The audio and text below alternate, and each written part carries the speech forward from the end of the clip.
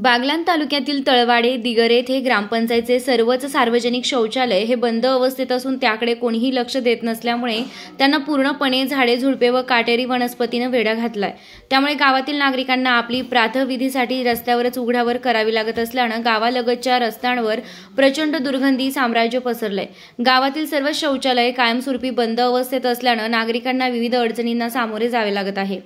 नागरिक प्रातःविधीसाठी रस्त्याच्या कडेला मोकळा मैदानात जात असल्यामुळे सर्वत्र दुर्गंधी पसरली असून गावात आरोग्याच्या समस्या निर्माण झाल्यात। ग्रामपंचायतीने सार्वजनिक शौचालय बांधल्यापासून ते आजपर्यंत ते बंद अवस्थेत असून अनेक ठिकाणी ते निकामी झालेत। अनेक ठिकाणी दरवाजे नाहीत, पाण्याची व विजेची सोय नाही, त्यामुळे ते बंद अवस्थेत पडले आहेत व त्याचा मनस्ताप नागरिकांना सहन करावा लागत आहे। ग्रामपंचायतनं फक्त बिल काढण्यासाठी सार्वजनिक शौचालय बांधली असल्याची ओरड ग्रामस्थांकडून व्यक्त केली जाते।